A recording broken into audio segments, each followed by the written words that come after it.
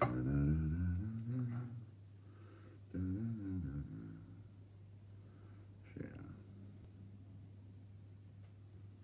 Copy. Let's go to hello everybody, how you doing? Let's go to my library, to the video, to the one that we're on, and here we're going to post a link that you really do want to watch.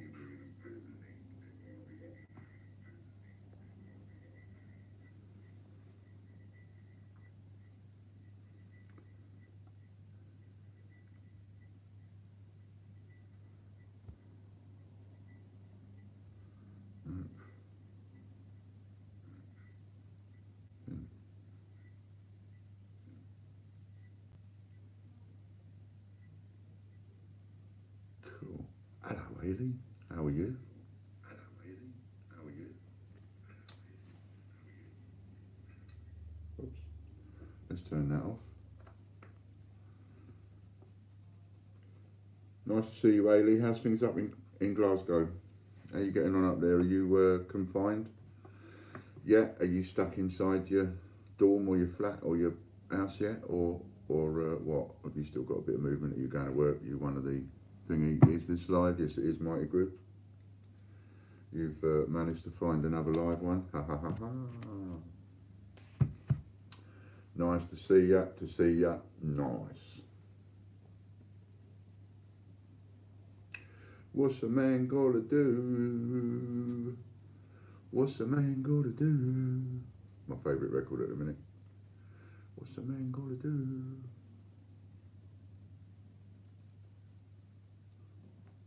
Can't see. Put my glasses on.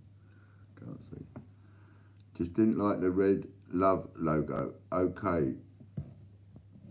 Let's start again. Morning all.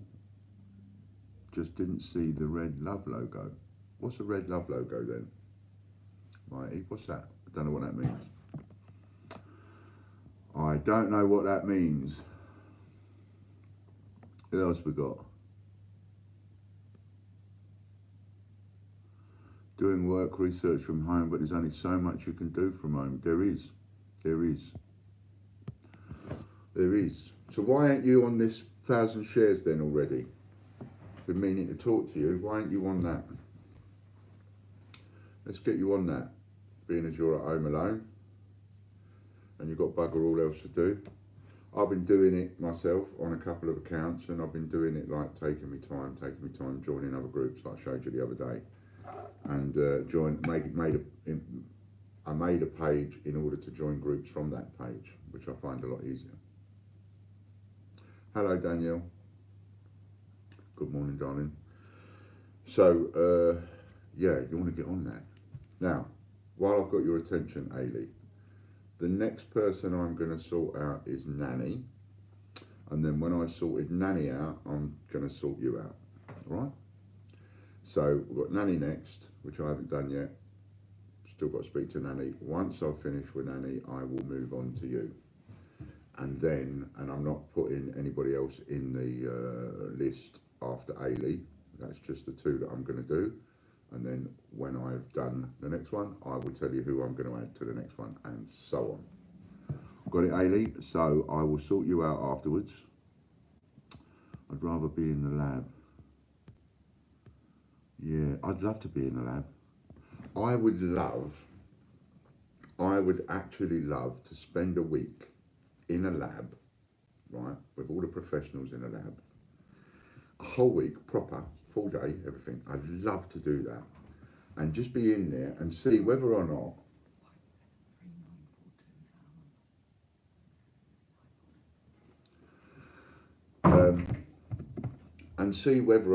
I could contribute in any way, because I would love to know how my mind would work in a lab environment. You know, because I'd be going, well, what about that then? Well, what if you did this? What does that do? Then somebody explained to me what that would do, and I'd go, well, what if you did that and that then?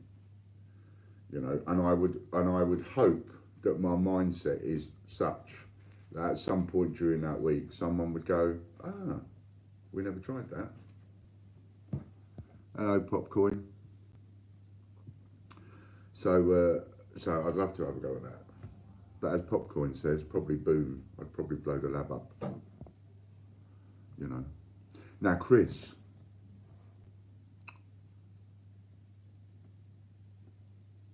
oh no. Would you mind removing yesterday's stream for me, please? As unfortunately, you clearly displayed my name and address details. Did I?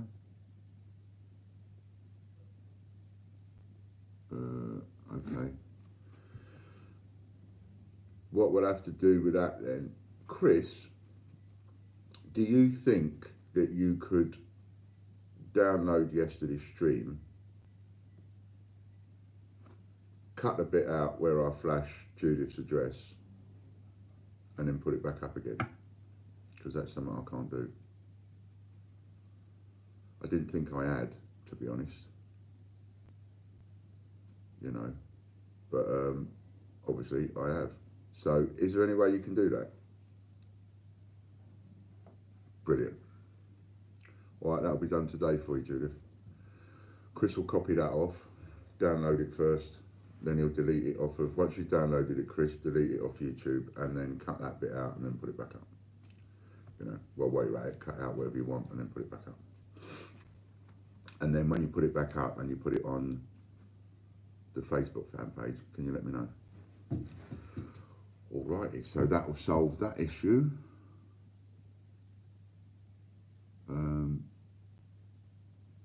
Right, yes.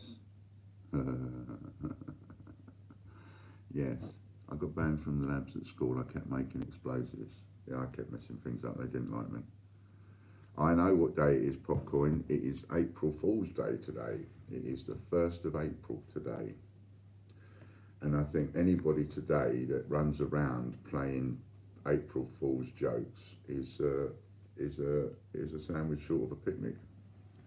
I don't think this year anybody should be coming up with any April Fool's jokes. And chances are half the April Fool's jokes that people will try and come up with will be coronavirus related, and then I don't really think that's funny. A bit subliminal.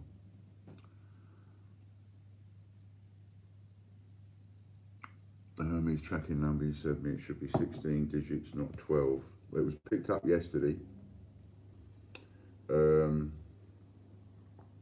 16 digits, not 12.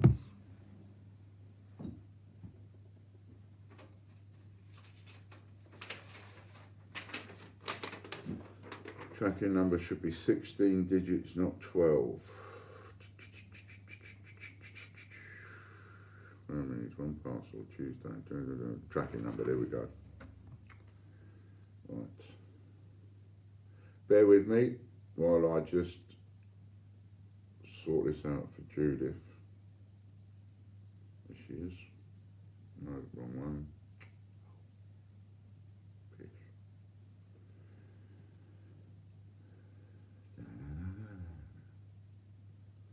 2, 4, 6, 8, 10, 12. I've only got 12 numbers.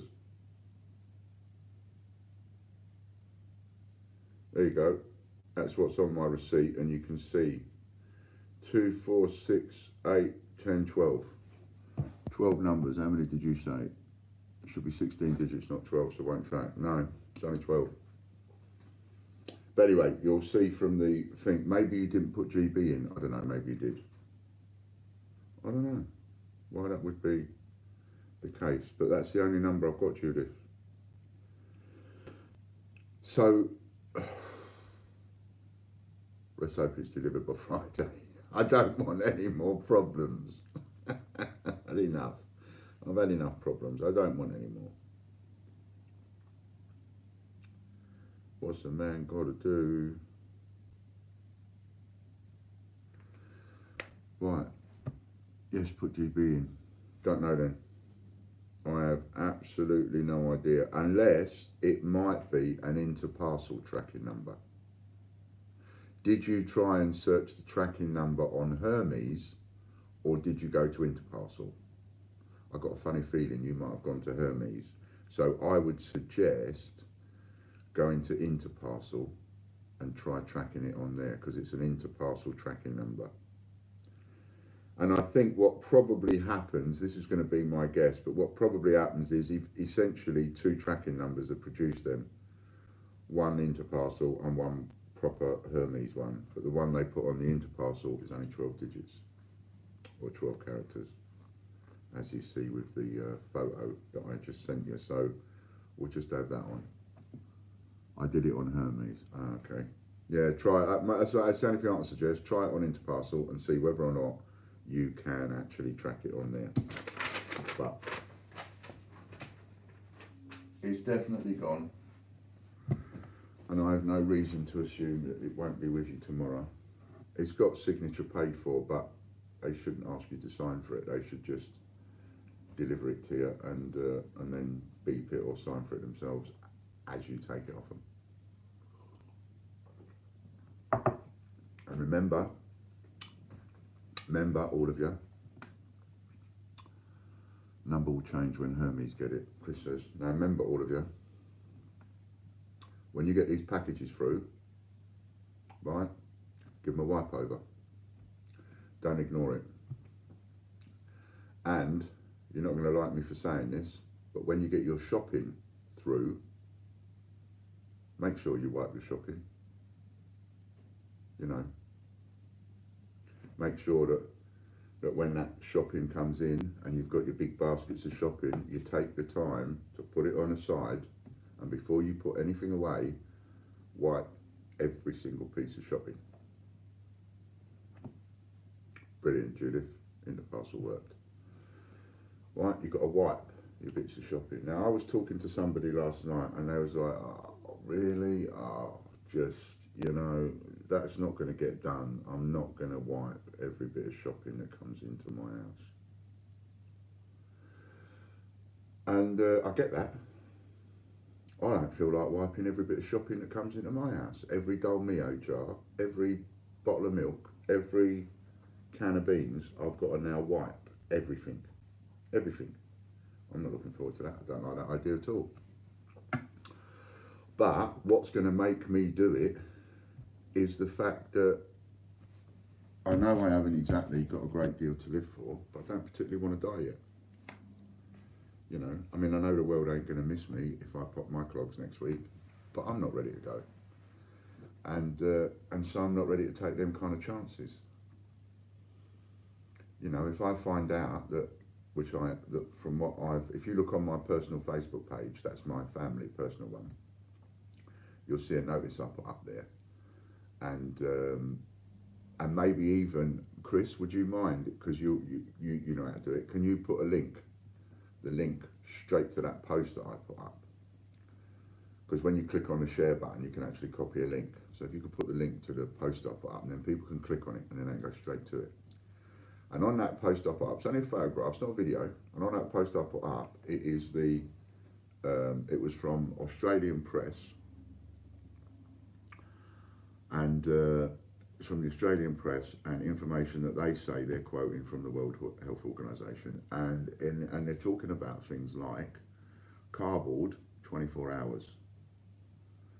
So that says to me, well, cardboard, paper, none of that, I can trust it. So even an envelope that comes through the letterbox needs to be wiped or handled with gloves and then hands washed afterwards.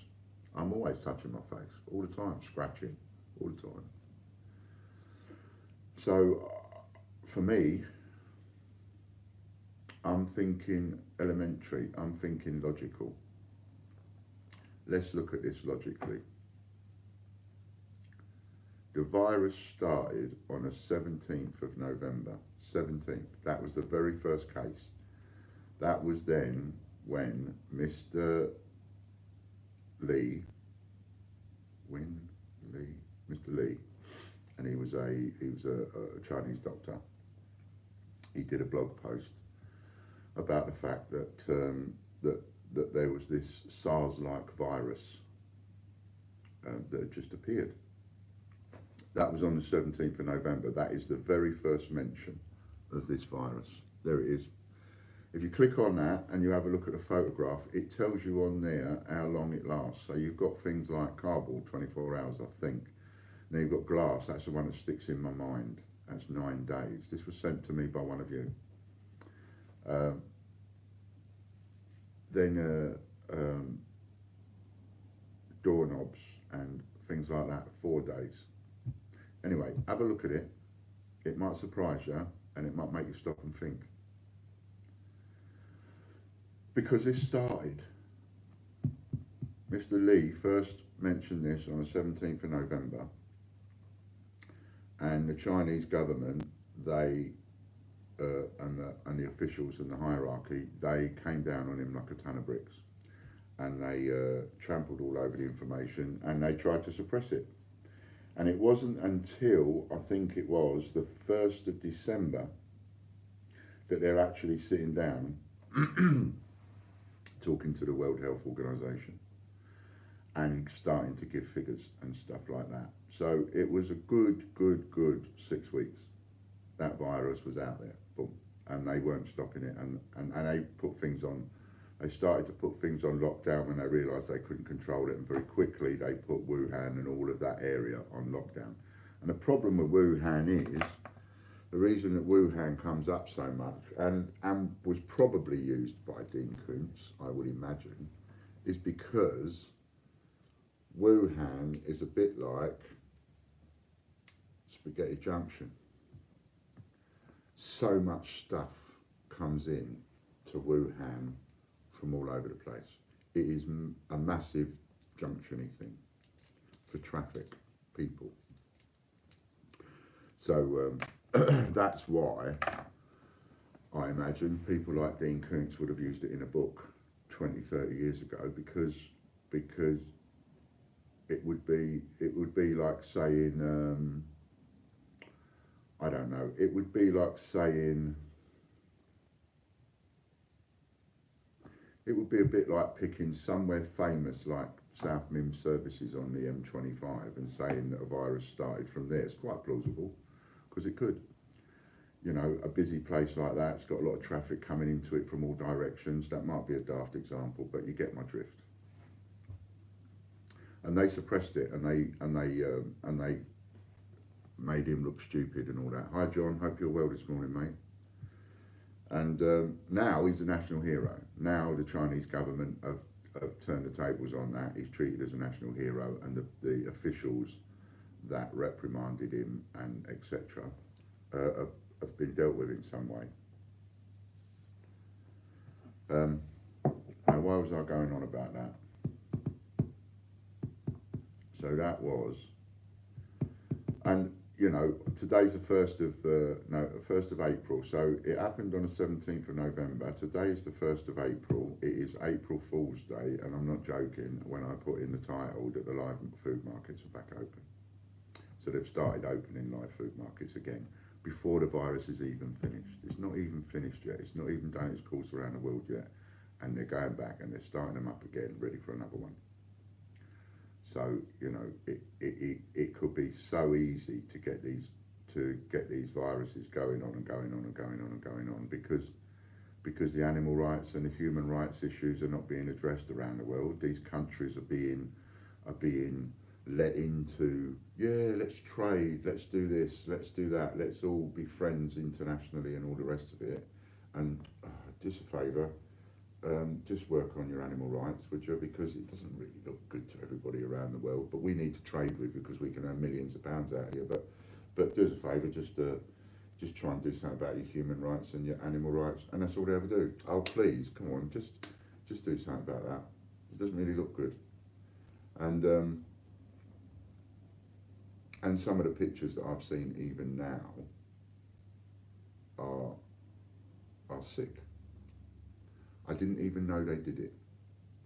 I knew that people, cultures like this, I knew that they would eat things like dogs and cats and things like that. I know that they do this around the world. You know, we love our dogs and cats and we think they're wonderful pets, and can't even contemplate the thought of somebody eating one. Somebody eating Casper, I mean, I'd kill him before I let him anywhere near him. As you probably would for your pet, right?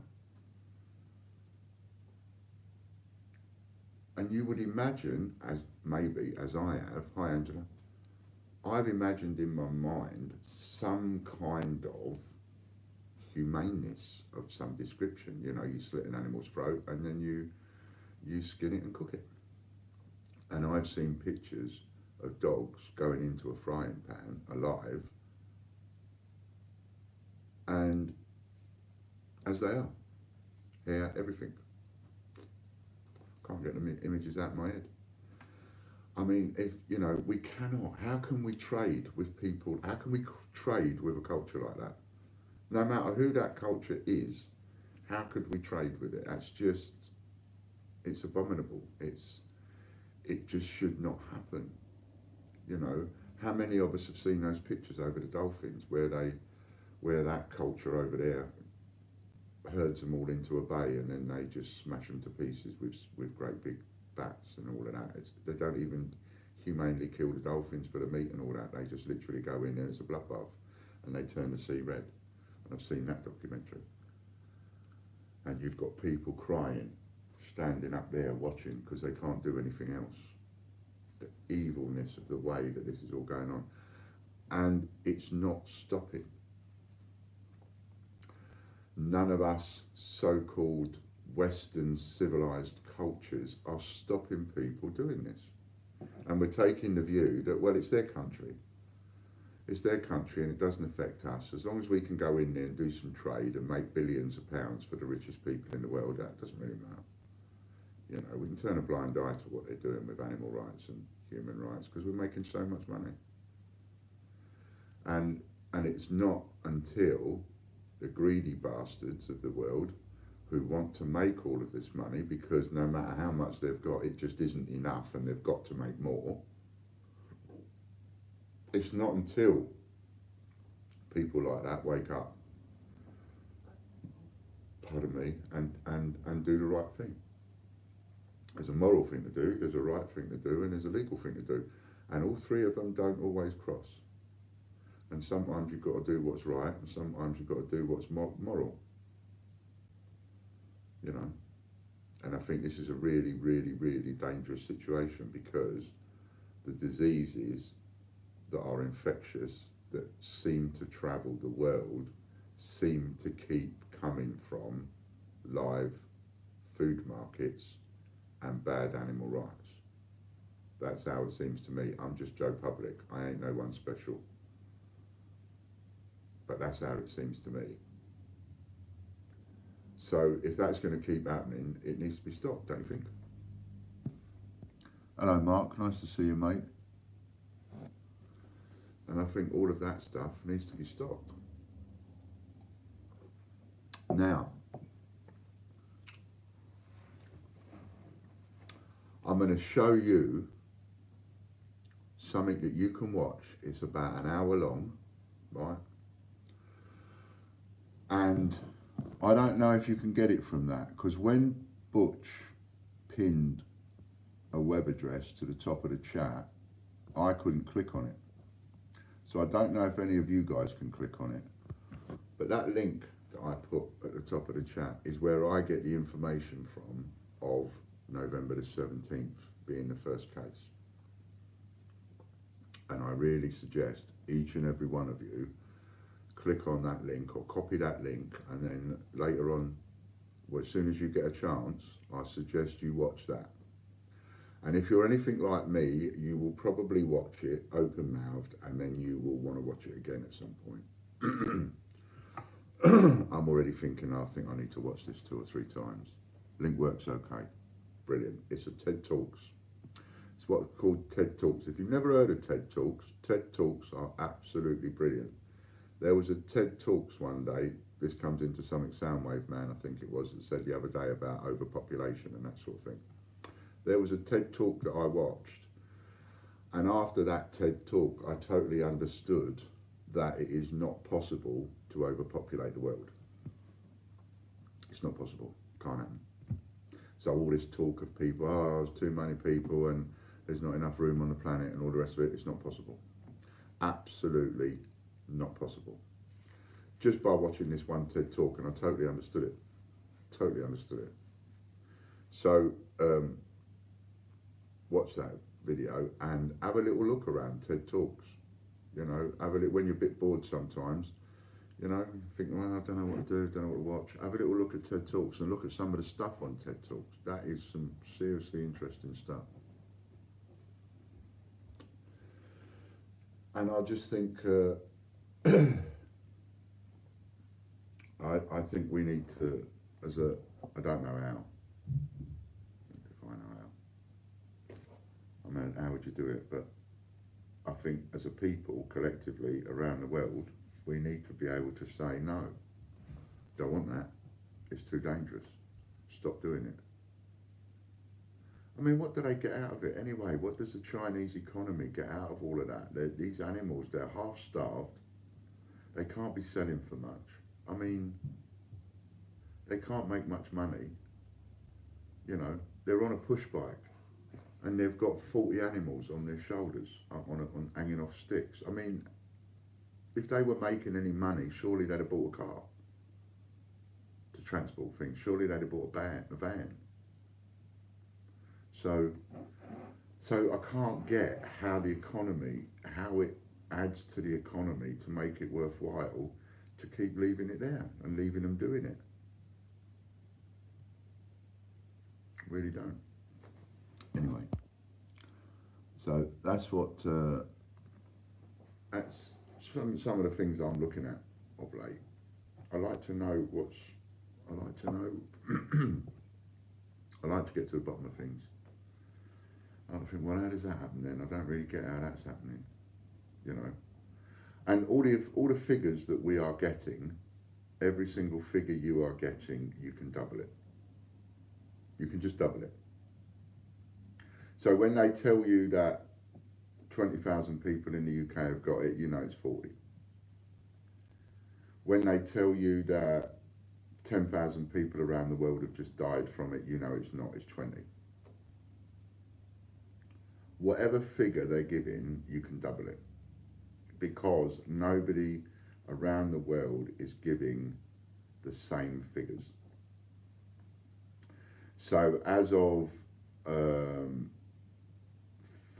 is it the 1st or the 7th of February? As of around about there, and you'll know this when you watch that TED Talks that I've put up. But somewhere around, what was I going to say? You had to break out.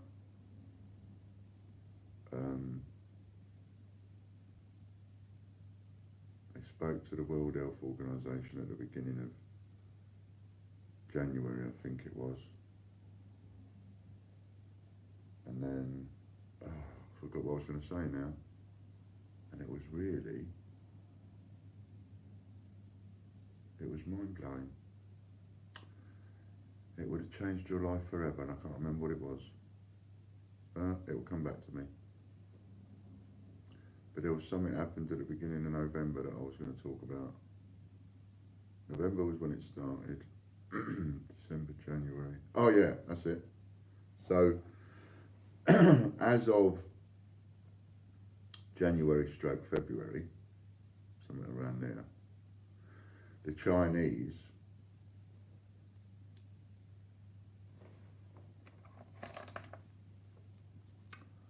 someone catches the virus,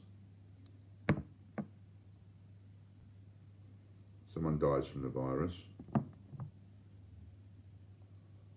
someone catches the virus and lives, therefore they don't die from the virus.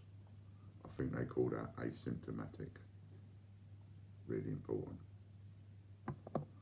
So you count the number of people that catch it, which is the three figures that you've been getting now for a couple of months.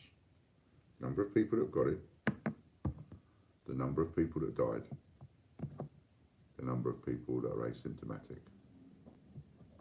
China stopped including the asymptomatic people, these ones, they stopped including them in the figures 2 months ago. So none of the figures that we get from China are real. None of the figures are actually real because they stopped. If you remember, Butch noticed that. he noticed that for 2 weeks there were countries like China and Iran and who was the other one, South Korea, and I think somebody else, there was 3 or 4 countries that had stopped reporting, where butchers noticed that their figures hadn't changed in 2 weeks, and that can't be possible. It's not possible. So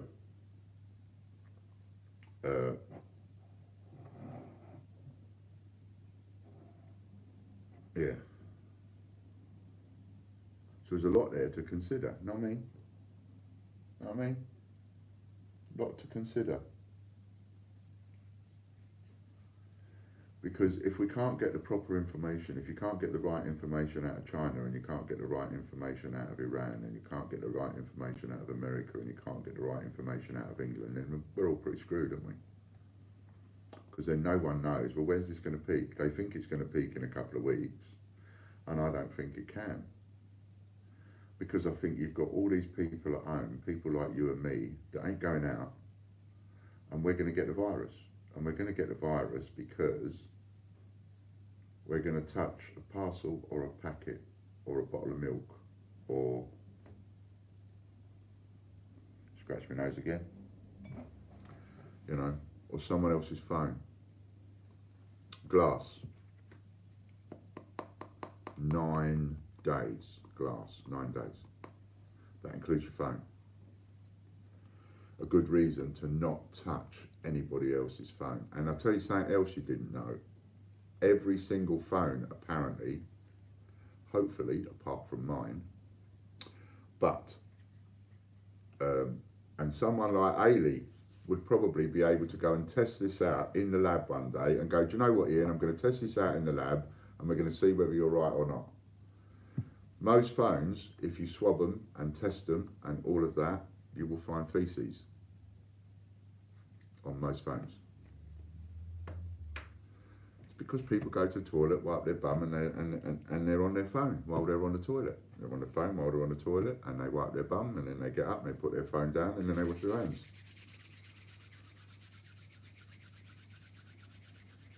And then they wash their hands, and then put the phone up again. How many people do you know will go to the toilet, sit on the toilet? All these people that talk about using their phone when they go to the toilet, right? How many, the question I always come up with is like, oh yeah, so you sit there and you use the phone on the toilet. So when you're finished and you've had your poo and you've wiped your bum, is the first thing that you do clean your phone before you get off the toilet? Is that the first thing you do? Or do you just put your phone down, get off the toilet, pull your pants up, wash your hands, and then pick your phone up again, walk out of the toilet? So apparently, most phones, if any of you are people that have used your phone in the toilet, I work in a laser lab, but I bet you know the right person to ask though, Ailey. I bet you there's another department out down the corridor or whatever, and you could go in there and you could say, look, what's the chances of us just testing this at random? You know, would it be a good idea or whatever, just to see, this is what Ian says, or this is what someone says I know, is this right? It'd be really interesting to have, you know, and people, and just the people. What would be even more interesting is all you bloody laboratory rats, all you laboratory coats, lab coats, all the white lab coats like you, Ailey. That would be interesting. Is then going in and go, yeah, let's do this, and let's test our own phones. Because you're all technicians, you're all labs, you're all in white coats, you're all wearing gloves, you're all wearing masks. How many of you do that? That'd be interesting. So, and I can't stop touching my face, my nose, everything. So, you know, it's so you got that explosion to have, yeah, and you got that across the country. And I just think it's elementary because we know that there are challenge accepted. We know that there are tens of thousands of people that are essentially classed as frontline staff now. So you've got all of these people all over the country that are working, and as I was talking about yesterday, none of them that I've seen so far, and I'm the bottom end of the country, none of them so far are wearing protective gear. No gloves, no masks. Think how much must be on a phone of a Tory MP. Exactly. You know, take up the challenge, Ailey. This would be a really cool one for you to go into work and say, do you know what I mean? Be really interesting. So, I forgot what I was saying again.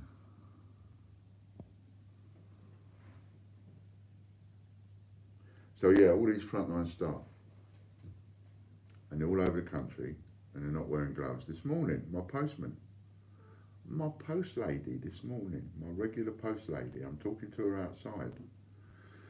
No gloves, no mask. And she's like, but it's all right. We're all right out here. This is the best place for us to be. I'm not coming anywhere near your door. We step back and we're out in the fresh air. And yeah, so I'm all right. And I'm like, really? So I've just been reading this and I was telling her about the stuff. And her jaw just dropped. Her jaw hit the floor. So they're not even being properly given advice. They're not being given the proper advice. Nobody's talking and giving the employees that are on the front line the right advice. I mean, these gloves, it's like, it's one thing to be going on about the fact that we do not have the respirators and the ventilators and all of that kind of stuff. What I don't understand is, yeah, but what's the bollocks with the gloves? What's all that? How have we not got gloves? These gloves are made and sold in a box that big, and there's 1,000 in there because they are so thin. There's 1,000 gloves in a box. 1,000. Throwaway gloves, you just put them on, you do what you're going to do and you throw them away. 1,000 in one tiny, tiny box. So how is it possible even that none of the staff in the supermarkets, none of the staff in the shops, none of the key workers anywhere that I've seen so far are wearing gloves? The garage, no gloves, no masks. It's almost like people are on the front line, and the people that are on the front line and the people that are putting them on the front line, it's almost like they're thinking that these people are indestructible. That it's either that or it's just complete cannon fodder. You know, throw enough mud at it and see what sticks. What falls off and goes by the wayside, well, it's a shame. Survival of the fittest. That's how I sort of see it. Hello, Lee. Hi, Ian. Can I ask a question? If my boss sends me home on 80% wages, is it the boss of my works? I have no idea, Lee. Even as an employer, I have no idea. I think a lot of that thing are done by accountants and stuff, but I don't know, because we haven't found anything yet. See, you've got this business interruption fund that's been set up. It was the first thing that was set up, a business interruption fund. So you would think, well, that's Ian straight away. Ian, it's interrupted Ian's business, he can claim. He can go and get a loan. Whatever. I haven't been able to find a link for the business interruption fund. They've been saying, I've even seen a thing come out from the government, an email from the government saying that they've spoken to all the banks are on board, everybody knows what's happening, and thousands of these applications are already being made. Where are they getting them from then? Who's doing them? Because I go onto my Santander bank and the only option I can find is an option to apply for an overdraft. And if I get turned down for that overdraft, then they will look at tapping me into the fund. Only then will they look at giving me an application or passing my application on to the fund. So the information that they're giving out, that they're saying people can tap into, they can't tap into it as easy as what they're saying. And that's frustrating, because I still don't know. You know, everything I do, I'm looking at the current information that I'm seeing, and then I'm dissecting that, and I'm, interpreting that the way that I interpret it. I'm interpreting it the best way I can, and doing what I can. But there's so much misinformation, and there's so much lies and untruths being told. How does a country, here's a logical question for you, right? Elementary. How does a country with 1.5 billion people,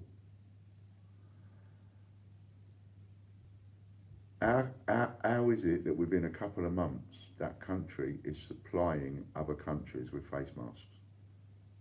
They've got 1.5 billion people to look after. We've only got 70 million, and we ain't got enough face masks for the few thousand people that are on the front line. So how is China, how is a country not only managing to supply all the people they need to supply with masks and gloves and all the rest of it, but they're also managing to supply other places in the world?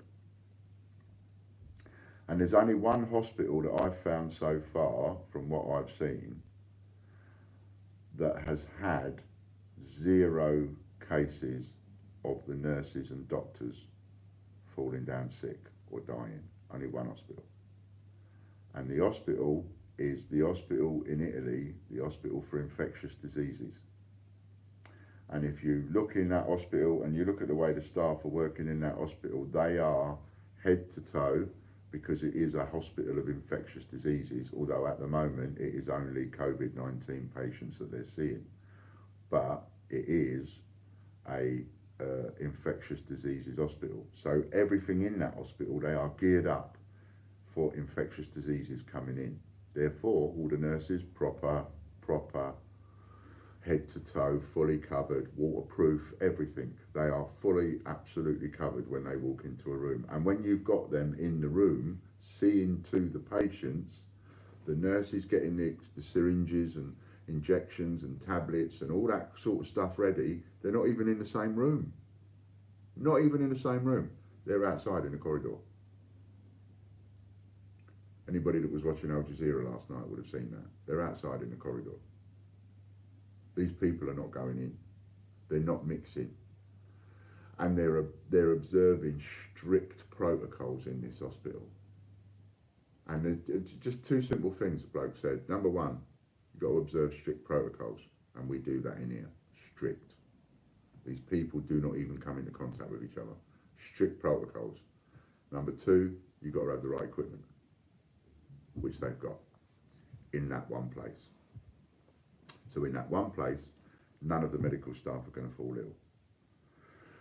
And we know that, and all of the bods know that, and all of your politicians know that, and all the people that you voted for know that.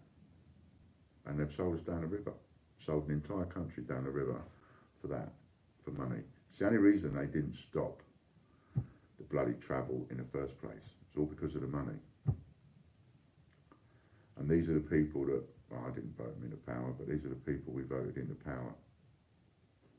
You know, Jeremy Hunt will go down in history. There is nothing that man can do now. That man's life, for a legacy, that man's life is over. Jeremy Hunt will forever be known as the man that decimated the NHS. And he did it, what, 2 years, 3 years before a virus hit? Because that's what Jeremy Hunt was there for, wasn't it? To cut the NHS back to the bare bones and save as much money as possible, and he did. And then he went and he moved on to something else. These people should be vilified. These people should be put in the stocks. These people should be sacked immediately. and made to pay from their personal fortunes, made to pay for the damage that they've done personally. That was their job. You messed it up, you're going to pay for it. I had conversation I was having a conversation with my son last night, and he was talking to me about this person that works for him, and he said this bloke really messed up and cost him a lot of money. And but the person that had made that mistake came forward and went, I'm really sorry, I know what I've done, and I realise what I've done and how I've done it and all the rest of it, and I'm really sorry about it, and there's nothing I can do but offer for you to take so much out of my wages each month, and I'll pay this off in 4 months. That's what that person said to him.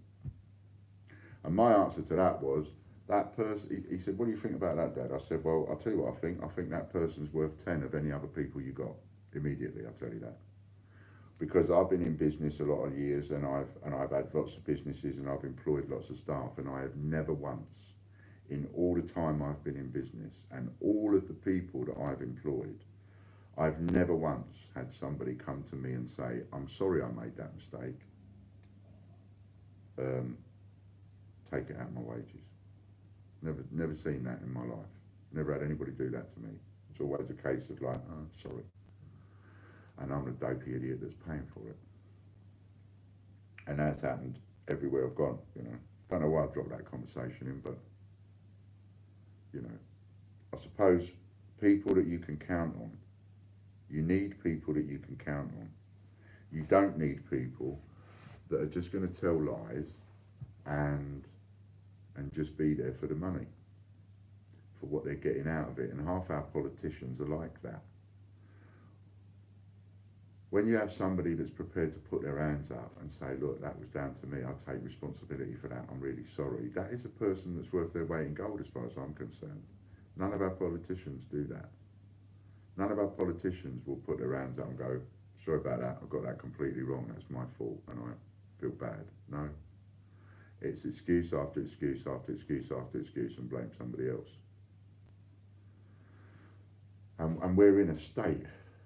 This country is in a complete and utter state, and it's not anybody else but the Conservatives that did it. We've been on this austerity drive for 10 years. Fool's economy, complete waste of time, didn't need it. We never needed to go on any austerity drive, because at the end of the day, we ain't saving nothing. We're going to be trillions of pounds in debt anyway, as a country. So it didn't do us any favours, all of this austerity. All austerity means we, the people that are running the country, are going to tighten the belt on the entire country, and we're going to do that, and we're going to fill our pockets at the same time. Because we're really important people, and we're making all these decisions, and we're saving the country money, so we should get bonuses and all of that. And I just think these people running the country, well,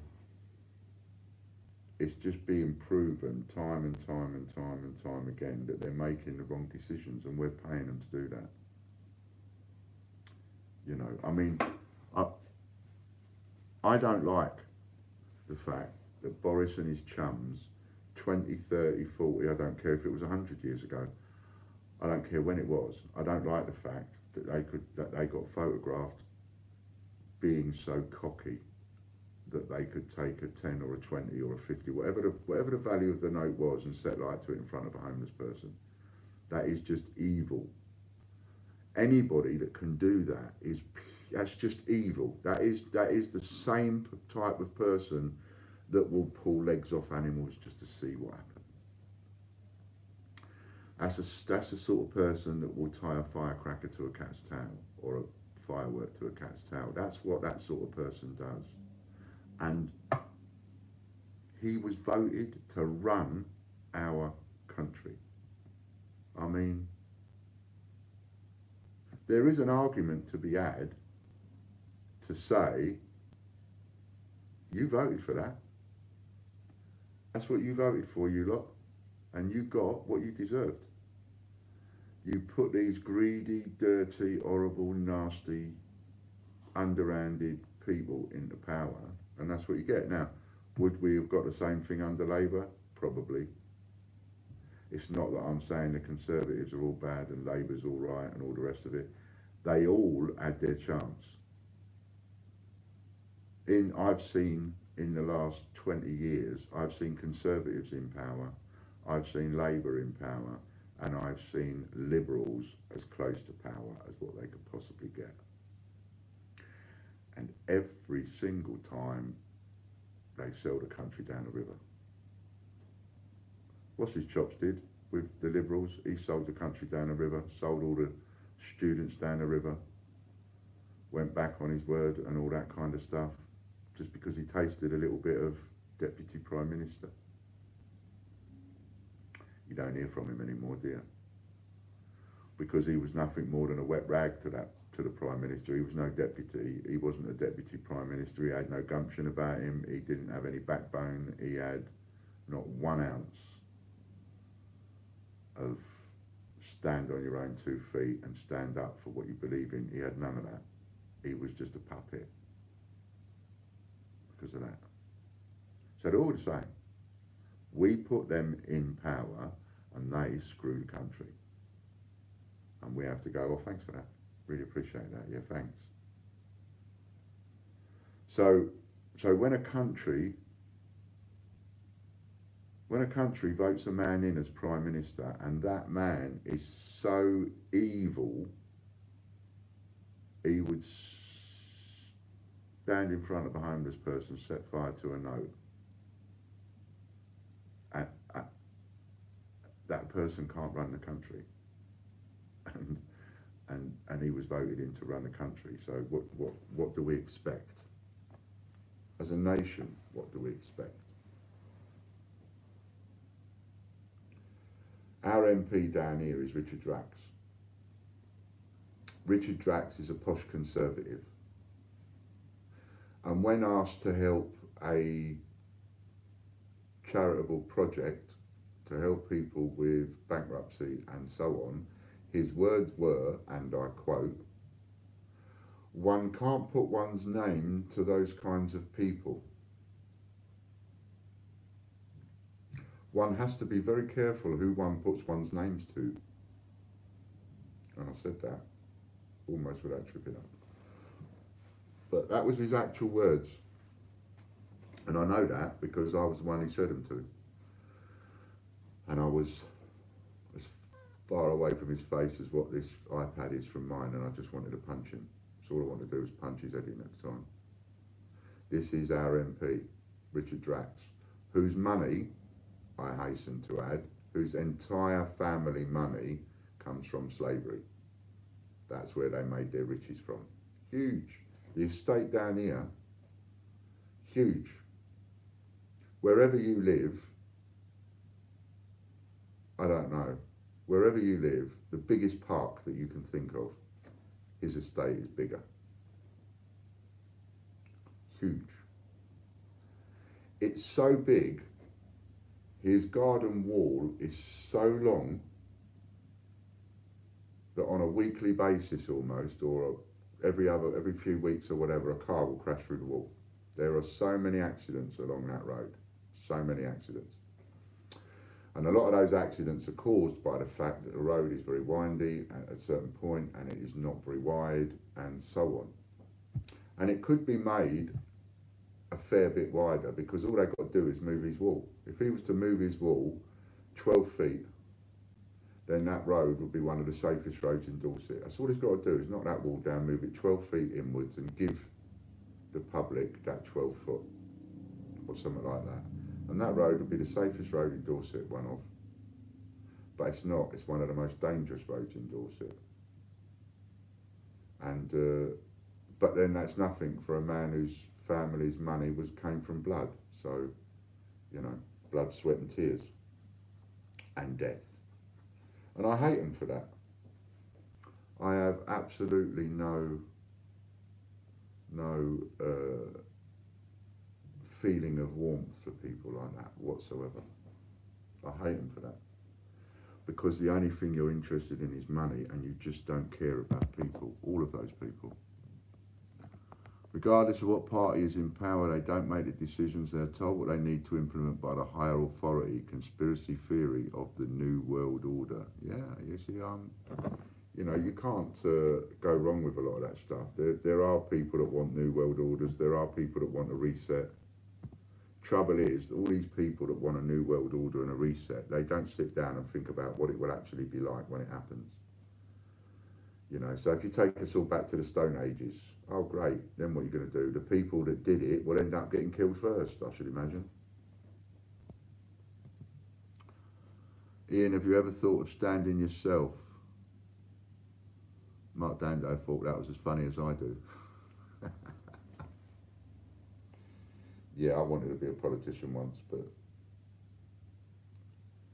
they wouldn't have me. I remember having a meeting with the Green Party, and I said I would love to be a politician, but I've got too many skeletons in my cupboard. They'd have a field day with me, and that was, blimey, that was about 30 years ago. My cupboard's got a lot more fuller since then. So no, I'd come across like a dick. I'd come across like Donald Trump, probably. I'd come across as stupid as him. You know, I don't think it'd be any good for me. I often joke about it. Vote for Ian for Prime Minister. Vote for Ian for President. I'll fix the world. It's so easy to fix It's so easy to fix the world. It's not hard. It really ain't hard. You've got three countries arguing over a bit of land. Sit down and have a chat and a cup of tea and sort it out. Divvy it up a bit. Come to an arrangement that everybody's happy with. You know, it'd be so easy. I'll solve all your problems. Bit subliminal.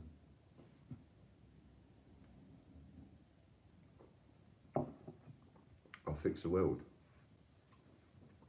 There isn't anything that can't be fixed if you put your mind to it.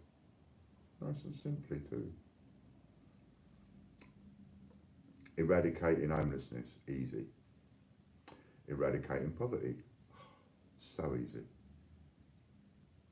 All these things that nations can't do, it's like, but it's the easiest thing to do, it's the easiest thing in the book to do. Solve the homeless people, no problem. Solve poverty, no problem. People not enough food, easy. Vote for Ian. Power to the people. Citizen. And all of that.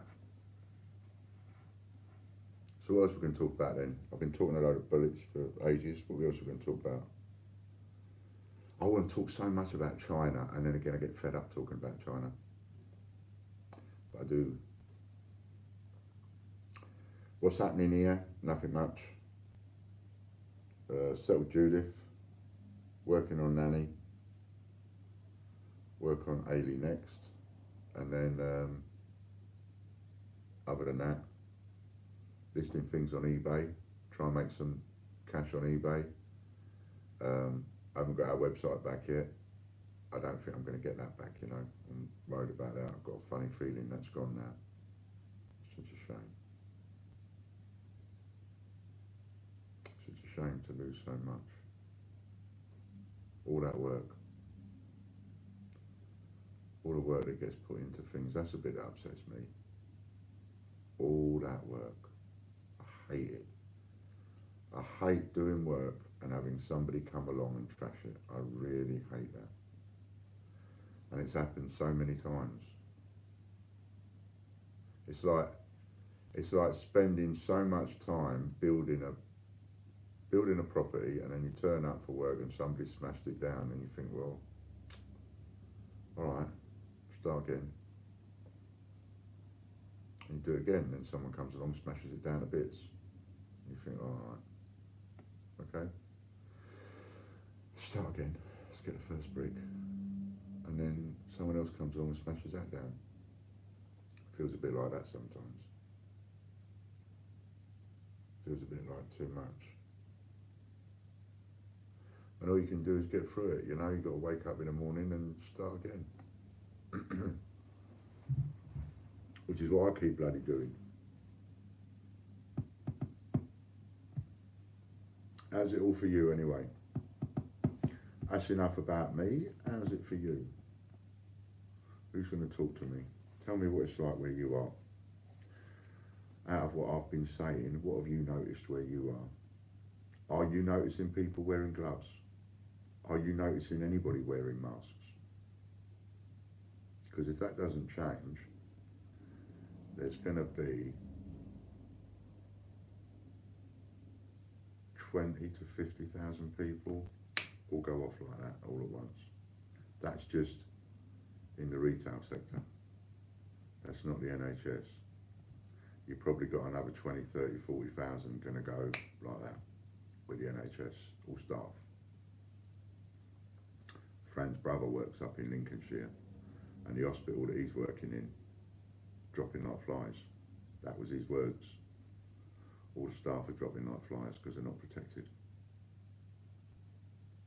So they're just going in there like cannon fodder and seeing to people and then catching it themselves, and some of those people are dying, like that first consultant. What a waste. What a waste of a life. I mean, it's such a waste, it should be criminal. The consultant, with the experience that he's got, all the training that he's done, gone, dead. Just for no other reason than the fact that he didn't have a pair of gloves and a mask and a proper equipment. I've noticed a lot more police and community support officers on the estate. Are they wearing gloves? That's what I'm interested in knowing. Are they wearing gloves, Suticus? Are these, because all the police officers we keep seeing, they ain't wearing masks or gloves, and none of them are wearing protective equipment. Not to go out shopping yet. I've got a mask that I will wear when I do go out. Good girl, I haven't got one. The odd one or two at public, but only see one shop worker with gloves and a mask. One sensible person. Either that or they've managed to buy it themselves. I mean, that's what I would do. I'd go out and buy it myself. No, they weren't wearing gloves. Please. I'd go out and buy them myself. I don't know why people are not doing that. I really don't get it. And there's so many people still not taking it seriously, isn't there? I want to show you something. I want to show you something. How would you like to look at some nasty...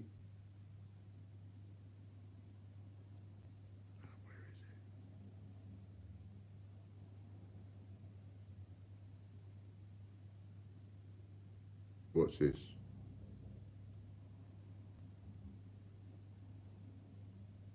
What's this? And all you can say is,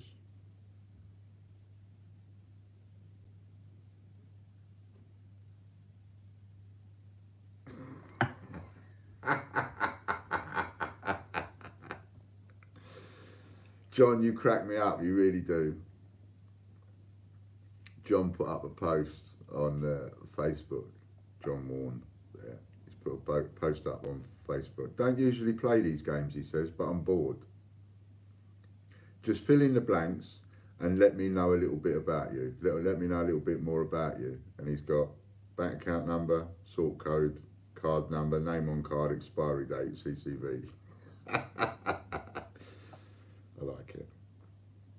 Now, where's that one I want to show you? Evil bastards. Let me show you. Where is it? I don't know why I haven't got it. Let's see if I can.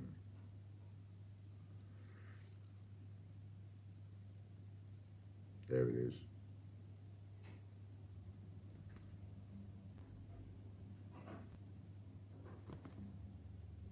Okay, this is us. This is our country, right? What you have here, can you see that?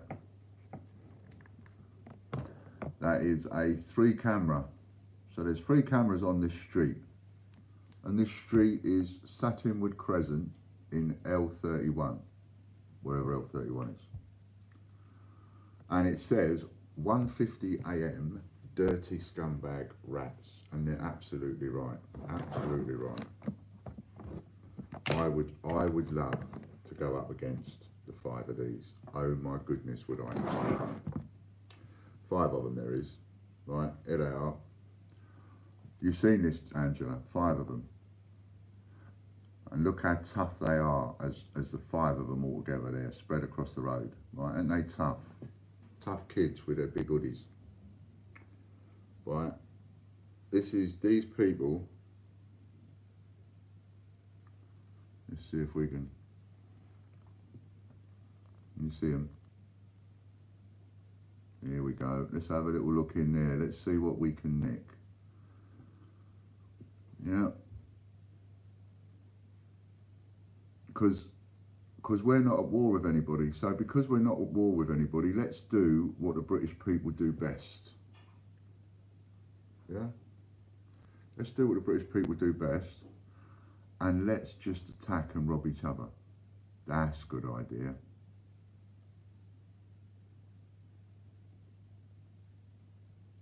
Calm it down a bit if we go to war with somebody. But of course, whilst we're not fighting anybody else, let's go and rob each other. Let's go and see how much we can steal off each other. Know what I mean?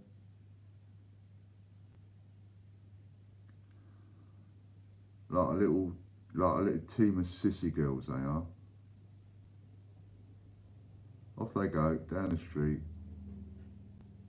2 o'clock in the morning, while people are in bed, just robbing whatever they can. Anything will do, I don't mind.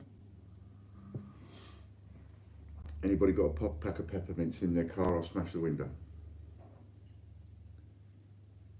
Dirty, dirty, dirty bastards. I was telling you about this, wasn't I? I was telling you about this, how many weeks ago?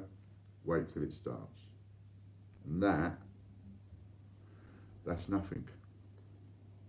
What you're seeing there, that's nothing. If that angers you, that's nothing. And it angers me, and that's nothing. Compared to what's happening right now, that's nothing. There are people knocking on doors. Knock, knock, knock, knock, knock, knock, knock. Then when you open the door, they come in, bang, and rob you. Who are you going to call? Well, you can call the police. How quick are they going to get there? And this is going on all over the country. All over the country. And the only good thing is that there are a lot more people now with these doorbell cams, and these doorbell cams pick up all sorts, because these sorts of people are thick. They are absolute. I mean, it's not, you mustn't call people thick nowadays, and you mustn't call them stupid. I grew up being called stupid my entire life. But you mustn't call people stupid, and you mustn't call them thick, because it's not PC, but they are thick. There are more brains in my underpants than these 5 have got between them. And people like this, people that will steal off their own people, you know, something you learned in the old days. I was having this conversation with my son about communities the other day, and he said about communities, and I said, what you're talking about is finished, it's gone, and it will never come back. Proper communities, I remember those days. I remember those days when you might have a block of flats with 600 people in it, but most of those people would be there for 20 years. You have a community, a council estate, a private, it doesn't matter what the estate is. In the old days, people would look after each other. You know, there were rules. Yes, people went out on the rob. Yes, people went out doing this. But there were things that you did not do. Like, for example, you don't knock on somebody's door that's 70 years old, walk in and smash their face to a pulp. You don't do that, because even the local criminals will tear you to pieces. That's how it was back in the day. You could still be a respectful crook, as it were, back in the day. Not anymore. No one cares. Back in the day, someone saw someone with a kiddie, they knew immediately whether there was something out of place or not, and they barged in, wallop. Oi, what are you doing? Even people that have fallen out with people, oi, what are you doing with her kid? Oi? And things like that. You don't get, no. Not as much now as what it was then. People don't look out for each other. You could have somebody screaming blue murder. They're getting their face punched in 2 doors down the street, and you can hear the screams from your house. How many people phone the police? Not many. People don't care. People only care about themselves now. You know, the communities that were there don't exist anymore, thanks to Margaret Thatcher and Norman Tebbit and, again, the Conservatives who decimated that. And that makes me sound like I'm some kind of... Hang on. Yeah, I prefer the 9288 mug. Makes the tea taste nicer. We used to have communities in them days.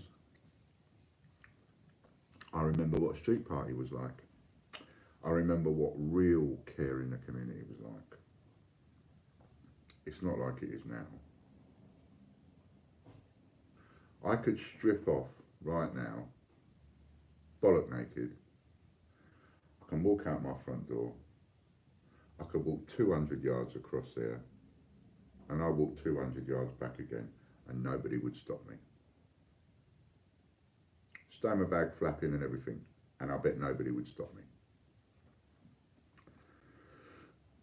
Again, might be another one of my crap examples, but that's just, you know, that's how I see people nowadays. I see communities nowadays. There ain't no such thing as a community feel like there used to be. So you don't have communities looking out for each other. And you've got a situation across the country where you don't have communities looking out for each other, and on top of that, you also don't have the local bobby anymore. So when you did have communities and you did have local bobbies, and that sort of worked. But we didn't like it, so we changed it. Now, no community. I've been here 3 years. I know their name. I know their name.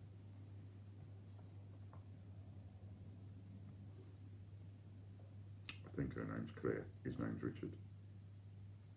That's as much as I know. We've been here 3 years. Never been in my house for a cup of tea. Never been in my house for a cup of tea. Never been in their house for a cup of tea. Never been in their house for a cup of tea. And I've lived here 3 years. I remember when I was 17, moving into a house. Next door neighbour came round with a cake. And I remember, again, moving into a house, well, actually, when I left Peterborough many years ago, and 20 years ago, and we ended up in Crewkerne, neighbour came round with a cake. Hello, just thought I'd pop round, introduce myself. Or neighbours would come and help you, move, lift some boxes, that kind of thing. And you'd get chatting to people, or you'd go and offer to help them, and you'd get chatting to people. You know what I mean? It's all gone. It's not there anymore. So, here we go. Ooh. And that is going to be a good point for us to call it a day, I think. Only because I think I'm having a movement. And you can probably hit my stomach. So that's not good. Okay, so we'll call it a day there. I've had a little ramble. I'll come back tomorrow and I'll talk another load of bollocks and have another little ramble. I miss Butch. Butch, I miss you. Hurry up. Get this sorted out. Whatever you've got to get sorted out, come back. Get this virus finished and get back to work properly.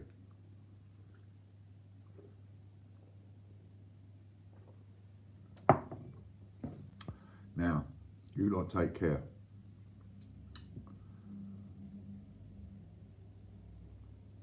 You lot take care, and